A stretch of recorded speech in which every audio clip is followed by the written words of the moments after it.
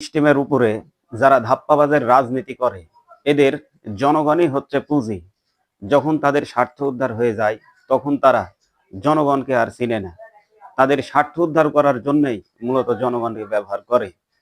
আসুন আমরা দেখে আসি মহানবী সাল্লাল্লাহু আলাইহি সাল্লামের ইতিহাস থেকে তারা আসলে জনগণকে নিজের স্বার্থ উদ্ধার করার জন্য তারা ব্যবহার করেছে কিনা। এখন যেমন আপনারা দেখতে পাচ্ছেন, বিভিন্ন দল বিভিন্ন মার্কা নিয়ে বিভিন্ন সিস্টেমের উপর ভিত্তি করে তারা রাজপথে বিক্ষোভ করতেছে।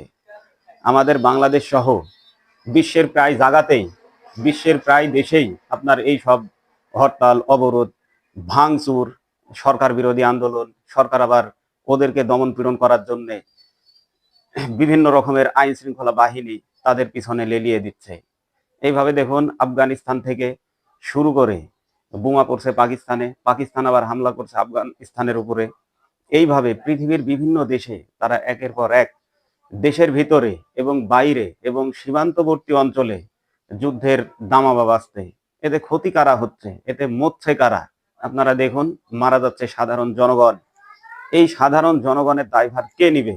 তাই আসুন আমরা বিশ্বে এই জনগণ যারা বসবাস করি, যেই সরকারের আন্ডারে আমরা বসবাস করি, যেই ভূখণ্ডের মধ্যে আমরা বসবাস করি, আমাদের উচিত এই রকম ধাপ্পাবাজের রাজনীতি যারা করে, গণতান্ত্রিক সিস্টেম যারা ব্যবহার করে, অপরাজনীতি যারা করে, তাদেরকে প্রত্যাখ্যান করে আল্লাহর দেওয়া সঠিক সিদ্ধান্ত, আল্লাহর দেওয়া দিন, দিনুল হক, সত্য জীবন ব্যবস্থা, সেই ব্যবস্থার উপরে আমরা গড়ে উঠি এবং বিশ্বকে একটা মানবিক বিশ্ব হিসাবে গড়ে তুলি এবং আল্লাহর দেওয়া সেই সত্য জীবন ব্যবস্থার উপরে আমরা ঐক্যবদ্ধ হই।